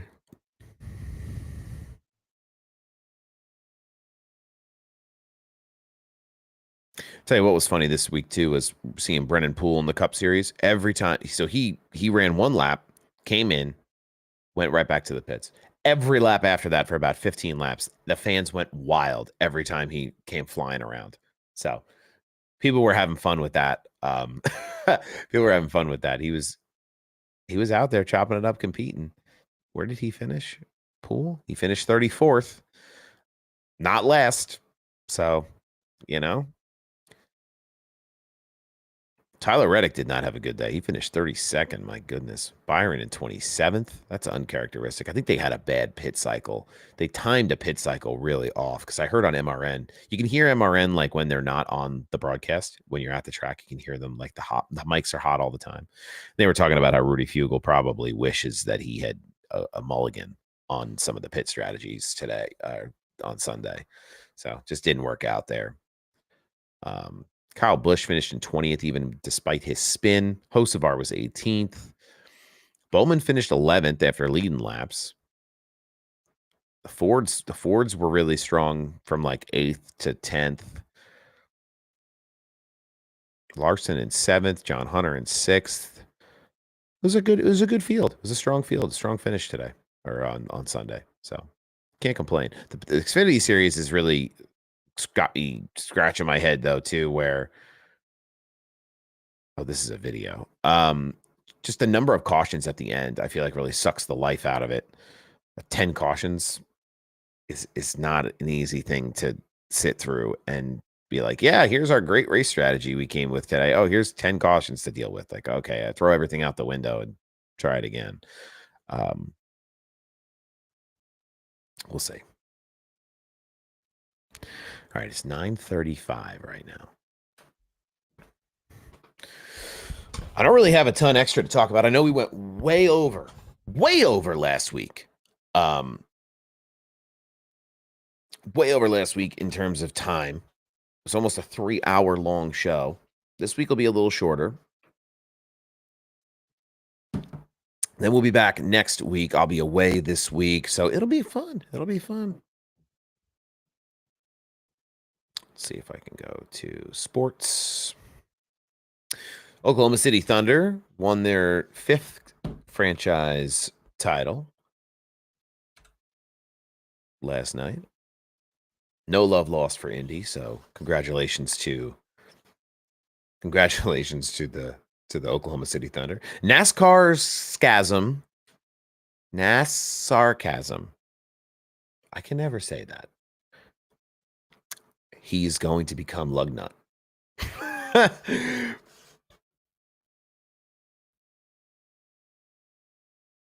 Oh, look at this. We've already got 9 minutes ago.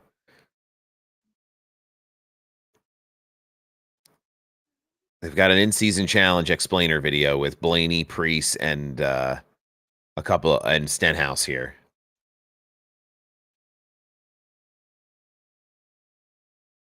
Barry's in it. This is the kind of stuff that I look forward to them doing, is bringing back driver focused promos where the drivers are in it. Despite that they're on different teams, they all are NASCAR drivers. Get them all under one roof. Let them all have some fun with each other. These are all Ford drivers. So it makes sense that they get the guys from the Ford camp to do something all together, the Chevy camp all together. That's fine. But just getting these guys in a room together is fun to see how they interact. Centric says, I think we see drivers based on height. And then John Hunter throws something at him. So maybe it's not just a manufacturer thing.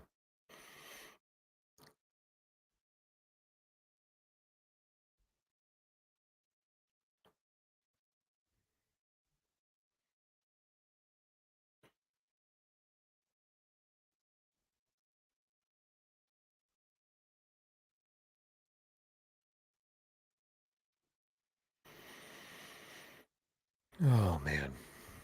But it's always good when they do those types of promos.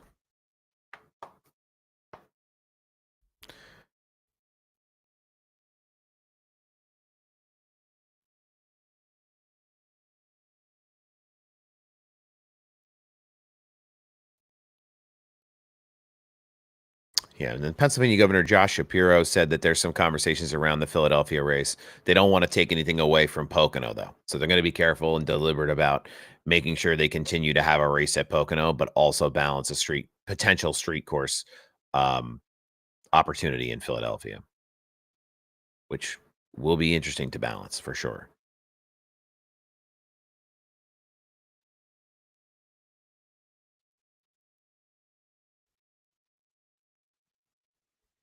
Looks like Brayton Laster is looking for a sponsor for ARCA. If anybody's interested, broadcast will be on FS2. Yeah, Jordan Taylor is a 3-time IMSA sports car champion, by the way, driving that truck at Lime Rock. So, just, casual.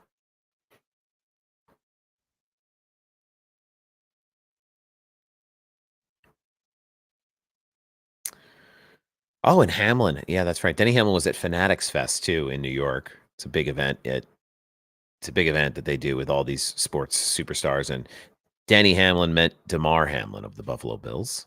That's cool because Fitzpatrick was then out there too at the race this weekend in Pocono. So I think that's an important piece for NASCAR, is layering in these different personalities, these athletes, into these other, like injecting them into mainstream sports culture, like Fanatics Fest, and getting people involved and getting them out to the track and doing celebrity appearances and drivers being friends with athletes in other sports. So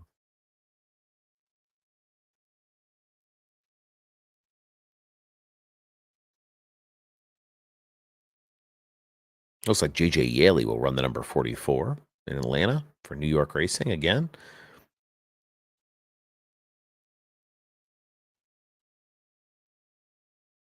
Then there's some big Twitter beef going back and forth between folks based on an interview Kenny Wallace had with Mark Martin. As well as a poll that Jeff Gluck put out. When was this? 2 days ago. What championship format should NASCAR use? The current, a 10-race chase, all 36 races, or other modified? And 52% of the vote was for all 36 races to be part of the.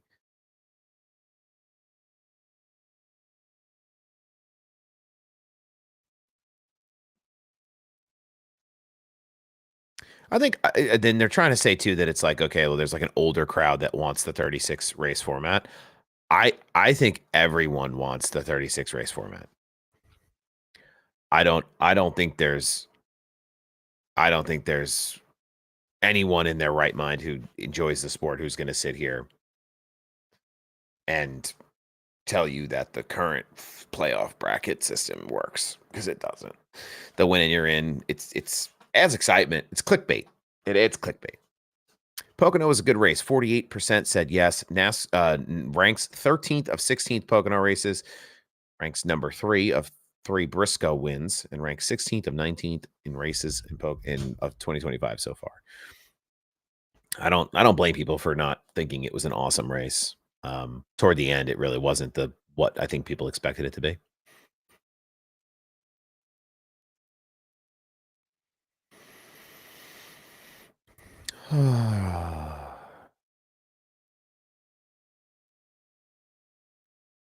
And then the rest of the timeline is just filled with crazy, ridiculous things.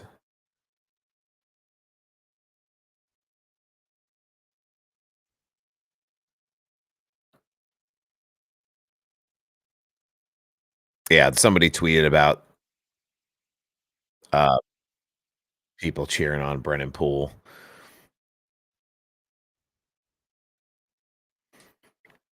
I have a video of that I'll have to post.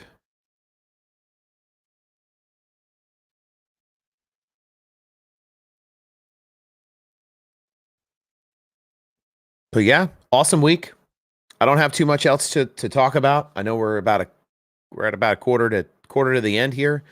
So I'm just checking out Twitter just to see what's going on. Make sure there's no breaking news updates or anything super new or exciting. TikTok once again restricted our live, which I just can't seem to understand. But yeah, I appreciate everybody for coming on in this morning. The end of Amazon Prime broadcast is upon us, which we'll try to cope with, and and come to terms with as we get ready for Atlanta. So where can we watch Atlanta is the question, because I don't know.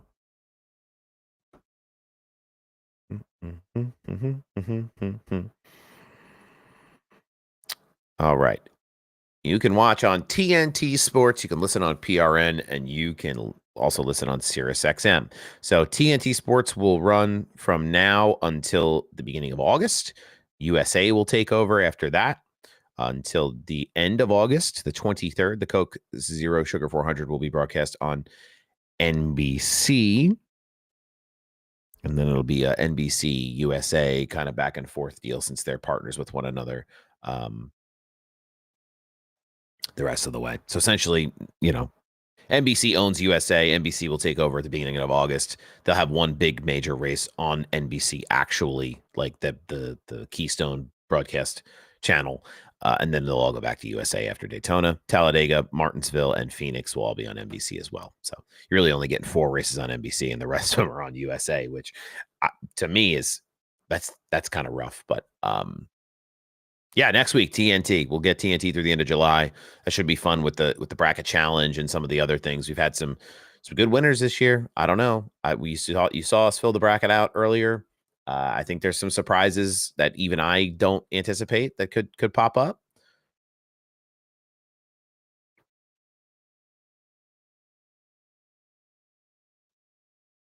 Atlanta's one of those tracks. It's kind of a super speedway, so we'll see what happens there. Chicago will be a mixed bag. Sonoma as well. Dover will be back out there the weekend of July 20th. I will see you all in Dover. That's the next race for Sal post Pocono. I think for me, Pocono was a great experience overall, but you can't see the whole track, and I've been spoiled my whole life by going to Dover and being able to see all the racing action all the time. And I think for me, it's a flip flop of, okay, I'm going to go to Dover every year that I'm living in the area. And then I think what I'm going to do is like Pocono this year. Okay, cool. Watkins Glen next year, or New Hampshire next year, and kind of rotate those, because it's just the fact of it is you can't see a ton at the track in Pocono. But did get to see Kurt Busch again, so that was fun. Got to stop running into him when we're drinking. Any word on RTJ at Dover? Ryan Truex.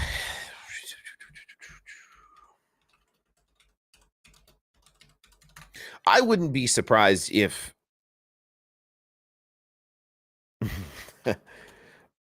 I mean, this is in no way factually based. I have no facts to tell me what I'm about to say, right? There's been no indication to me that there's any real basis behind any of what is about to come out of my mouth. But he wouldn't stun me if you saw Ryan and Martin both run at Dover. I think if you're gonna, we talk about Martin and he's gonna run another race, he's gonna run some more races this year, and you haven't heard much about it. No, none of us have since Daytona. I don't think Daytona was what he was looking to do. The way that all kind of unfolded for him, he didn't really get the experience out of that I think he wanted.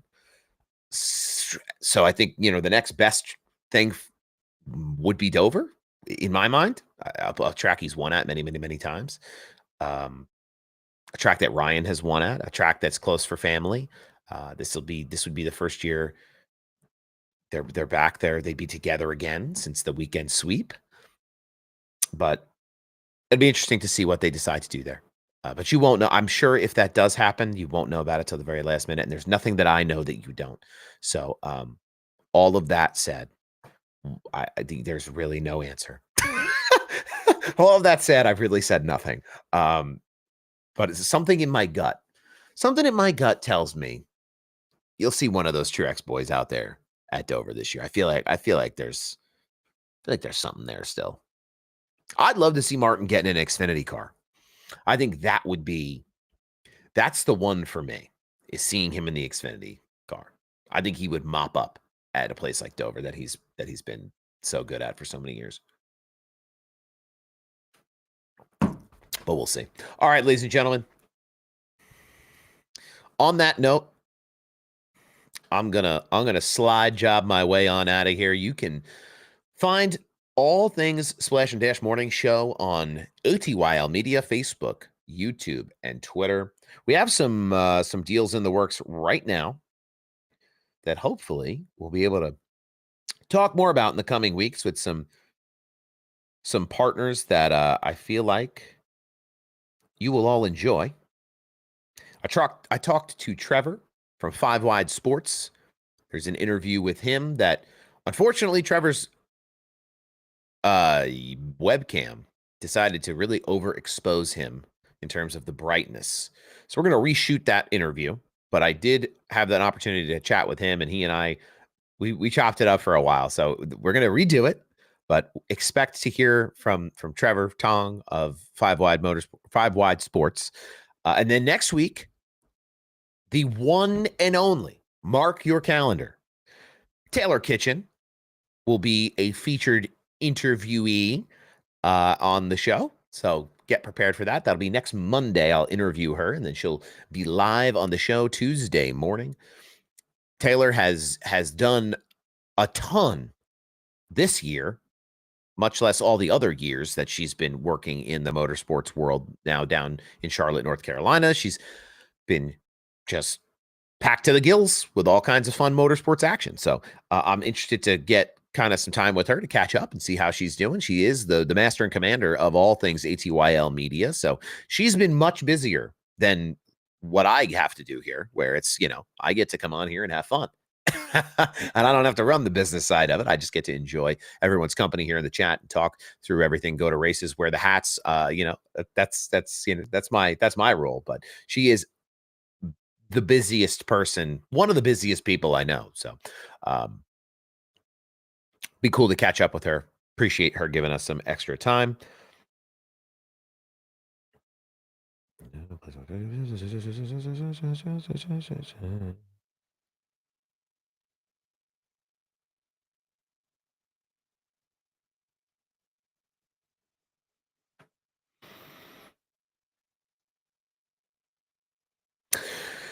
So that's what we have coming up here. Hopefully everyone enjoy Atlanta. Enjoy Lime Rock Park. If you're out at the racetrack, send me some videos, send me some things. Hopefully I'll have some content going up this week from Pocono before it gets too old. I know I do a lot of clips of the show on social. So I'm trying to focus more on some things that I grabbed at the track this week because I had the opportunity to go out.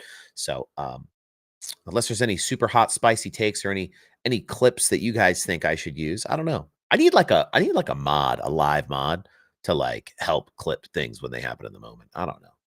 Like reaction content? Like I don't know. I feel like I'm like a cool streamer guy has those, but I'm not quite a cool streamer guy like that. I'm not playing Call of Duty or anything. Maybe we go back to iRacing. Maybe we do like a once a month show where I set pace laps while we're talking about things. Maybe that'll be fun for people. I don't know. I want to try to just mix it up. Interviews, iRacing. We'll see. Maybe there's something exciting. If you have feedback, drop it in the chat. Send me a DM. I'm always excited. Also, really quick before we head out, this will be my final message. There is a fake Sly Job Sal TikTok account. Mama, I made it. This is the highest form of flattery, truly, but it may cause confusion and issues. This person is going around DMing people. I don't know what they're asking them. So what they've done is they've created this fake account, Sly Job Sal with the letter I. So Sly Job Sally, very creative. Please, if you see it, please report the account. They've been smart enough to block me on TikTok, so I cannot see this fake account. I have to go through other people and ask them to report this account as fake, as an impersonator, as fraudulent. So if you see it, please report it. They have 20 some odd followers. It's not the same as our community here on TikTok, or for those of you ATYL Media who know me, I don't know if they're asking people for money or if they're asking people for information. Please do not. I will never DM you and ask you for your social security number. Okay. I got enough problems on my own to worry about. I don't need to try to be somebody else too. So if you see it, just please report it. You can shoot me a DM if you've reported it. I'd love to see, like, kind of from my social media brain, how many reports does it take to actually get action taken on an account from TikTok. So if you see it and you want to shoot a report at it, that would be very appreciated, since they've been wise enough to block me off of it where I can't see it myself. But I will leave with that message, because I don't want that to turn into a headache. While I am very flattered that someone would want to pretend to be me, I'd love for them to pretend to pay all my bills every month. That would be the nicest way for them to try to impersonate me. I would welcome that. Anyway, Atlanta coming up, Lime Rock Park coming up. It should be a good weekend. Keep your eyes peeled for Austin Hill in the Xfinity Series and some of these super speedway ringers. I mean, Ricky Stenhouse could win this weekend. It's just nothing is off the table at a place like Atlanta, and it's going to mean that much more, because these drivers know for the next 2 weeks after that, Chicago and Sonoma, you're going to have to really pull a rabbit out of your hat, because there's a certain group of road course specialists. Shane Van Gisbergen probably going to be the favorite in both Chicago and Sonoma coming up. So guys are going to want to get a win if they can get it here in Atlanta before they go on this 2-week kind of slog outside of the oval world. So keep that in mind. Report fake accounts, drink water, eat well-balanced and nutritional meals. If you know how to make a protein shake, let me know. And we will see you next week, right back here, 8 o'clock Tuesday morning, the Splash and Dash Morning Show with Sly Job Sal.